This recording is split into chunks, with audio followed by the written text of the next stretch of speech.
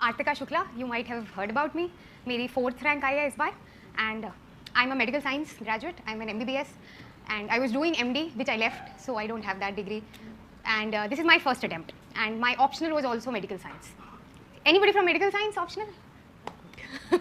Very rare but good.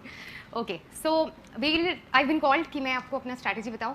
I used to sit here till December, as you all know. I'm a student of the mains test series, not the classroom or PT, but a student of the test series. और I have given, I think 10 or so tests जो pre के बाद होते हैं, all of them, by coming to this very center, sitting where you're sitting. So मैं बताती हूँ. I just want a few things, to be made clear. First of all, as you all know, it is 50% luck and 50% hard work. So I believe I've been extremely lucky. तो आप please जो भी सुने ये मत सोचना कि if you do this you will get through, because there is a big aspect of luck in it. And number 2 is please have a little faith in what I'm saying. कुछ चीज़ें आपको काफ़ी unbelievable लगेंगी, but I can promise you that I'm being very honest. Okay, maybe I've been lucky, but try to believe what I'm saying. ठीक है? तो let's begin. When is the prelims? Prelims is on 7th. So we'll begin with prelims का छोटा सा. First of all, a few general things about prelims. सबसे पहले तो do not spend more than 2 months exclusively on prelims. ठीक है? This is one mistake that I've seen a lot of people make, कि वो सिर्फ प्रीलिम्स की तैयारी करते रहते हैं अगस्त तक एंड देन दे थिंक कि जब रिजल्ट आएगा then will prepare for mains. Do not do that. ठीक है? If you are a sincere student, if you are working hard, I can assure you will get through prelims. And I can say this because I was doing MD, in pediatrics till November 2014. I resigned from it in December. उसके बाद I came back. I started preparing for mains first. Someone told me कि पहले mains की तैयारी करो. And starting from May of 2015, I started preparing for prelims. And I got through prelims. ठीक है? And so this is what I want to say कि आप prelims की ज़्यादा tension मत लें. If you are sincere, you will get through. Because it is a qualifying exam. Keep this in your mind. You will get nothing by getting 200 out of 200 in prelims. ठीक है? Now that CSAT is made qualifying, उसके लिए ज़्यादा कुछ बात करने की ज़रूरत ही नहीं है. It's just maths plus minus English थोड़ा सा, it's 10th level का चीज़ है. तो do not worry about it. Do not go for special ये वो 10 minutes 30 minutes वाली classes. It's very simple and anybody with a little bit of aptitude can get through paper 2 of prelims. Paper 1, which is GS, उसके बारे में in short what I can tell you is that आप जो भी पढ़ रहे हो, whatever you are reading, notes हो, books हो, spectrum हो, current affair हो, anything that you are reading should be supplemented with doing test papers. That is the most important advice that anybody can give you about prelims. मैंने जून जुलाई तक भी काफ़ी सारा mains का पढ़ा था because I had my brother guiding me and उसने मुझे बोला था कि 23rd अगस्त को प्रीलिम्स है तो तुम क्या करो 1st अगस्त को जाओ किसी भी 2 रेप्यूटेड कोचिंग सेंटर्स के सारे पेपर्स ले आओ. So get some 40-50 papers and finish them in 20 days. And that is the preparation that is required for cracking prelims. And this is something very true. इसीलिए मैं कह रही थी have a little trust in me. आप कितना भी पढ़ लें, you can learn whole of spectrum, you can learn all of economics, पूरा current affair. It will not be more helpful than solving about 20 test papers. ठीक है? Because there is no syllabus of prelims. Unlike mains, prelims will catch everything which is under the sun. So इसके लिए it is very essential that you have joined this. This is a very reputed place of course. तो आप यहाँ के coaching के papers ले लें, कहीं और के ले लें. You have any other guidance, somebody giving you papers, do it. Online मिल रहे हो, do that. The most important advice regarding prelims. Number 2 that I can tell you, sources तो सबको पता होते हैं prelims के. What is essential is कि आप एक बार controlled environment में टेस्ट दे दें ताकि you know कि आप कितनी negative marking कर देते हैं. That is very important. ठीक है? Because I attempted some 80 questions and when I was attempting I think I felt कि मेरे सारे सही हैं.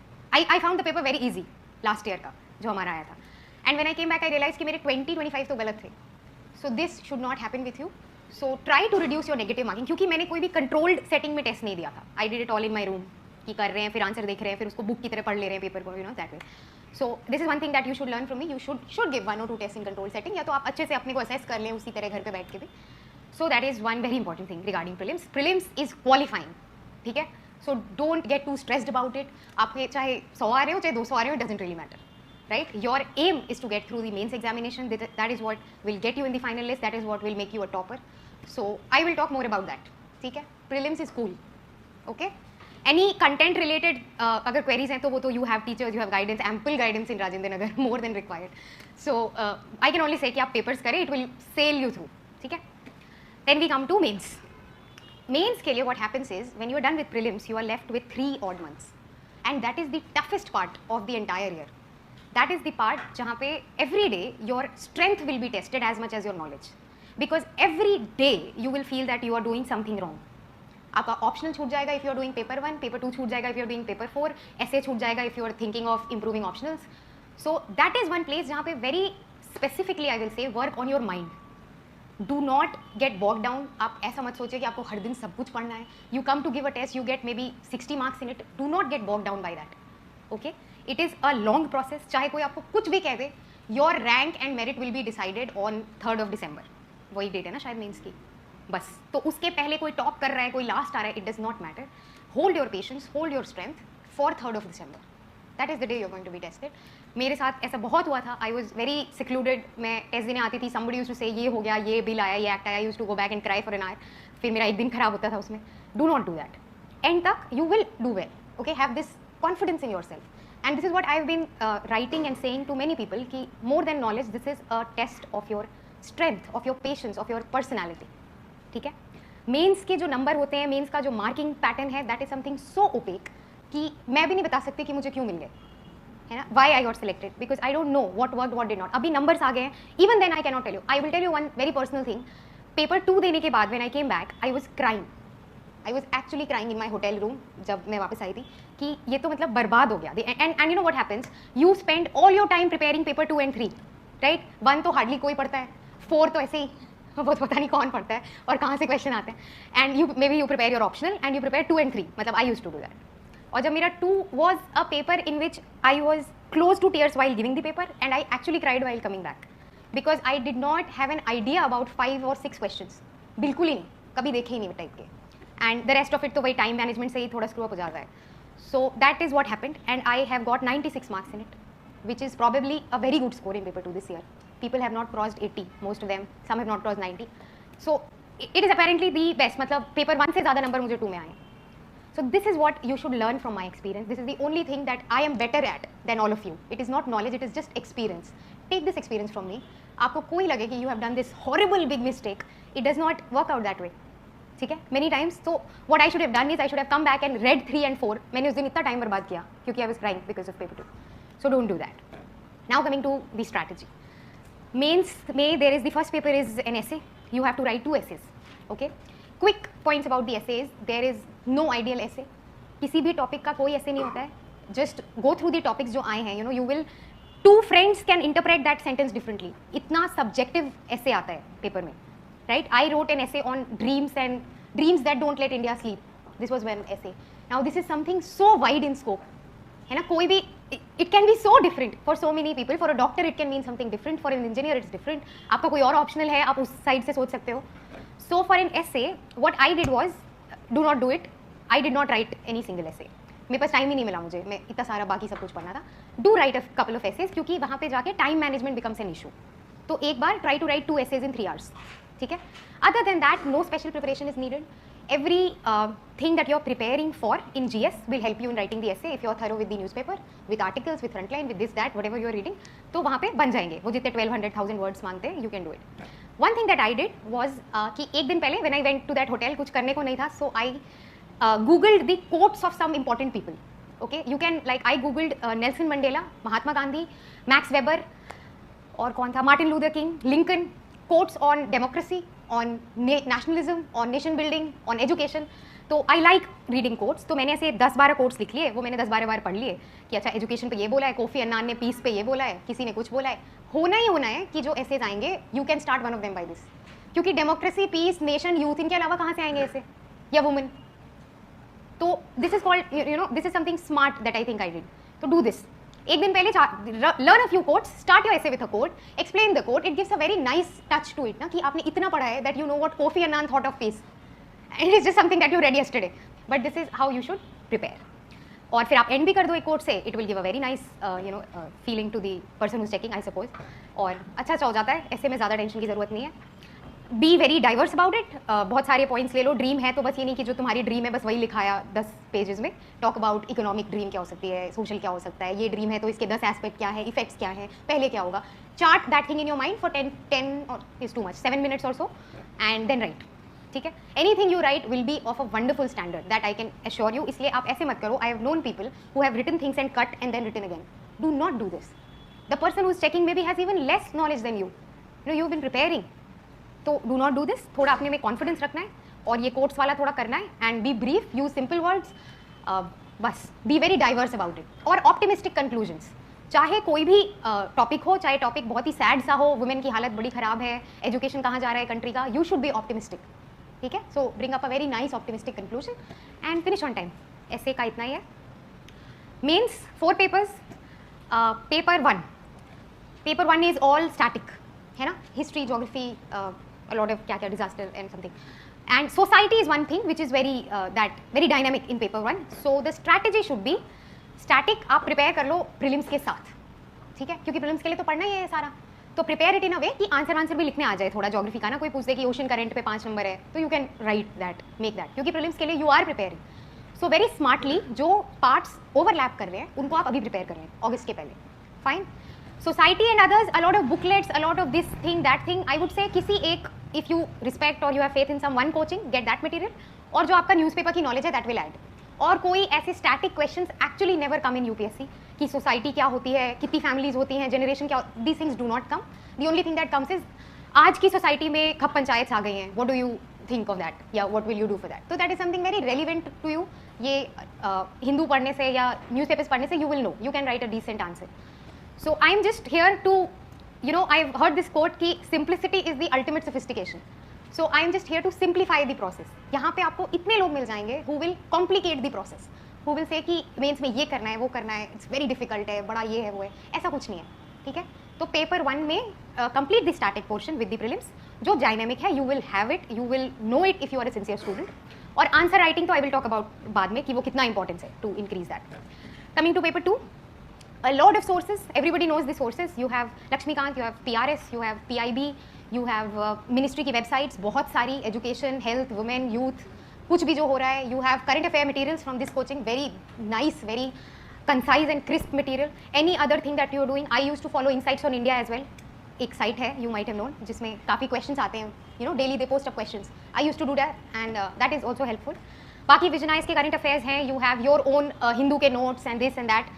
Paper 2 is all dynamic. Do not waste a single moment reading anything static for paper 2.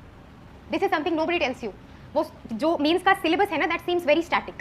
कि उसमें लिखा हुआ है प्रेशर ग्रुप्स, तो फिर आप प्रेशर ग्रुप्स पे 10 पेज पढ़ते हैं कि ये कब ओरिजिनेट हुए थे, क्या हुआ। मेरे ख्याल say that is not right और स्मार्ट प्रिपरेशन। एक क्वेश्चन शायद आ भी जाए, आया भी था हमारे पेपर में, कुछ एक आया था प्रेशर ग्रुप से जो मुझे नहीं आता था because I not read the history, but be very relevant in the preparation. Pressure groups आए तो you should know the pressure groups happening right now in the country, वो क्या मांग रहे हैं। एनजीओ टॉपिक है तो नो अबाउट द एनजीओ जो आज चल रहा है, ओके, ये नहीं कि कब बना था, क्या हुआ था, that is irrelevant I feel. So all of paper 2 very relevant, very contemporary, very dynamic. Keep revising, जो भी आपका सोर्स है, यहाँ के current affairs are very good, वो सोर्स है, चाहे पीआरएस सोर्स है, चाहे आपका एमपीआर सोर्स है, जो भी सोर्स है, continue with that and keep revising till the end. Best advice for paper 2। International affairs, do not spend, I will से डेली का वो आप इंटरनेशनल अफेयर्स अगर हिंदू के पढ़ने लगो ना तो होगा कि आज जापान पहुंचे, फिर आज लंच हुआ, फिर कल डिनर हुआ, फिर एक बात हुई, फिर गिफ्ट एक्सचेंज हुआ, that is something very irrelevant. International affairs I would say आप पेपर से मत करो, go through the compilations in the end. और if you are very interested in international affairs तो आप ऑनलाइन न्यूज़ कोई रेलिवेंसी पढ़ लो कि क्या हुआ भाई 10 दिन की विजिट में, एंड में क्या हुआ। 10 दिन का 10 दिन के पेपर पढ़ के उनके नोट्स बनाना is not relevant. International affairs is something very brief and something very to the point, questions भी बड़े अच्छे आते हैं उसके, तो आई वुड से कि go through the compilations in the end, it's very simple, ठीक है, एक अच्छा सा आंसर बन जाता है। If you have sufficient 6-7 points के नॉलेज तो you can write a good answer on any international का question. Paper 3 most important, extremely important, economic survey, do that both for prelims and mains. Or key features of budget, again important. ARC very important for disaster management.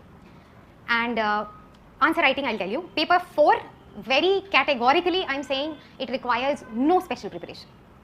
मुझे इतने सारे mails आए about paper 4 की strategy बता दीजिए। I had no strategy of paper 4. I have got 106 marks which is average or more than average considering this year, whatever. I did not spend more than 6 days on paper 4 in the entire year.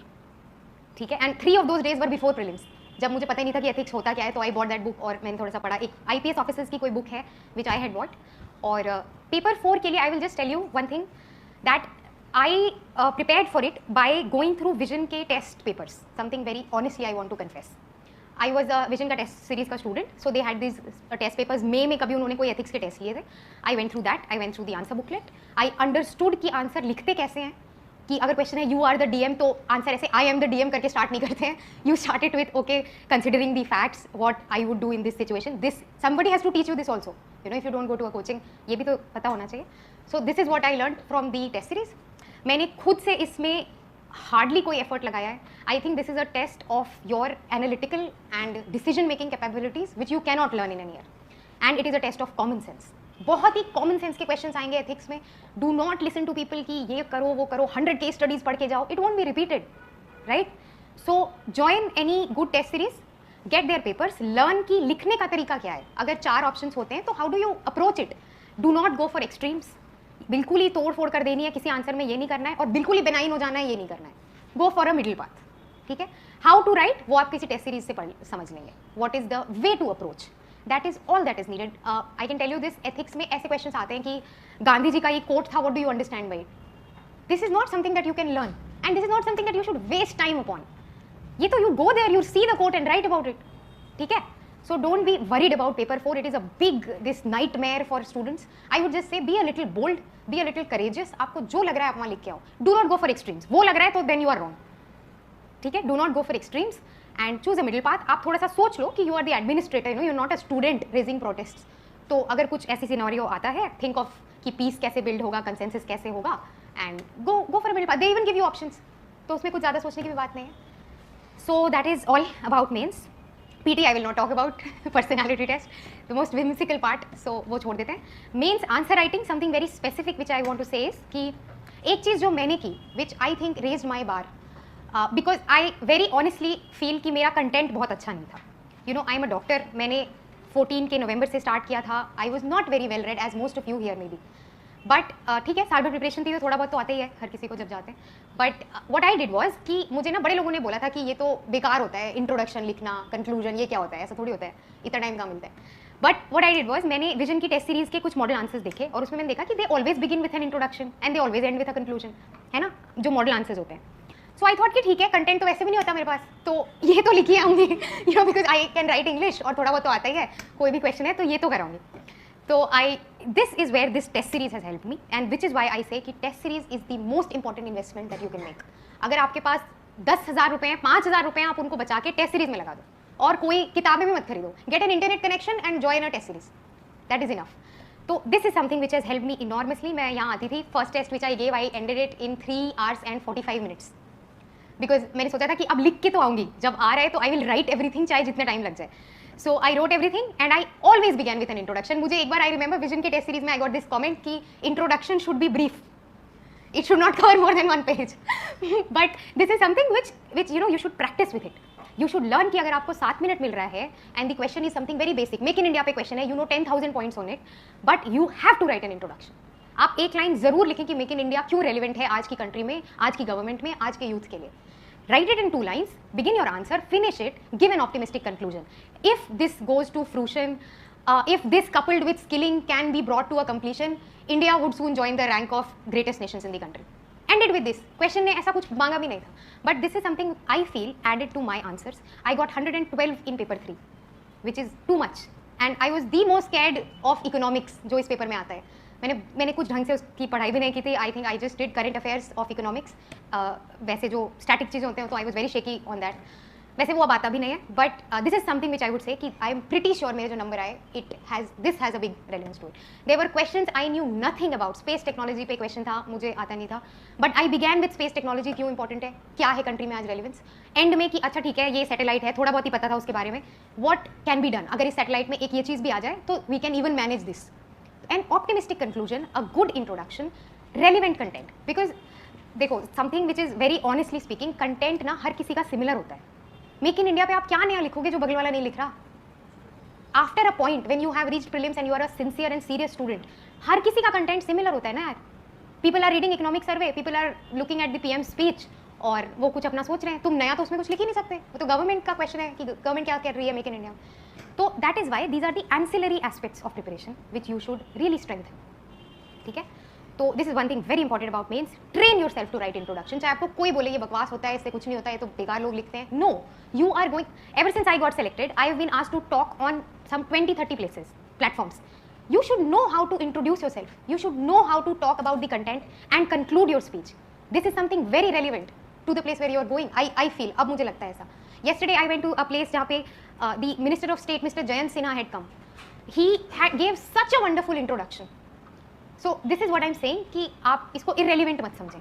Your way of writing the answer is as important as the content of the answer. Work on that. More than working on prelims के 10,000 facts, work on that. ठीक है? So that is, I think, more or less. Paper 3 में very important is economic survey. Very important is writing answers. Again, either on insights या कोई online चीज़ कर रहे हैं आप या यहाँ classroom test दे रहे हैं. Very important. बहुत questions repeat होते हैं. Even from this test series, I think more than 50% questions were repeated in paper 3. So smart studying coupled with test series का बहुत सारा support.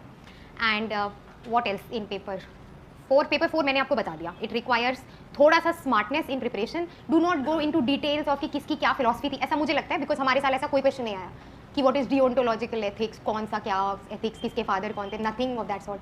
Only what you think, what will you do, what is your decision, ऐसे question आते हैं. So learn that from 2 or 3 model test papers.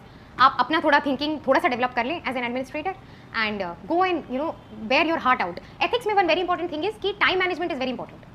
क्योंकि paper खत्म नहीं हो पाता है. I was writing till the last moment but I could finish it. A lot of people I met had not even finish the paper. It is very big.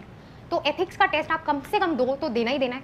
And 4-5 हो जाए तो even better. क्योंकि वो तो ऐसे कि सुबह उठो आ जाओ टेस्ट देने. No preparation required and write it in 3 hours. ठीक है. So that is something very relevant. और मेंस के लिए answer writing is important. Answer writing इतना नहीं कि आप रोज लिख रहे हैं but yes 8 to 10 test timed करके. Very important.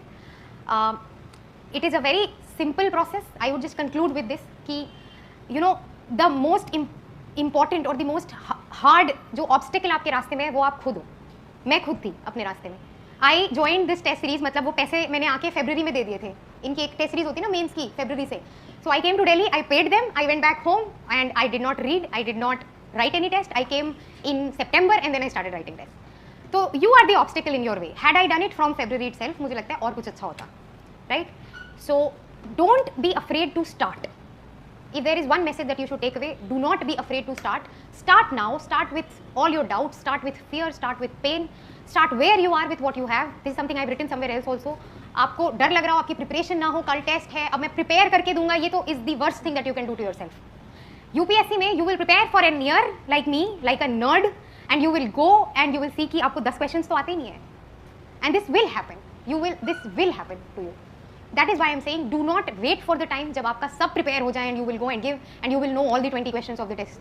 This will never happen. This is not an exam of that sort.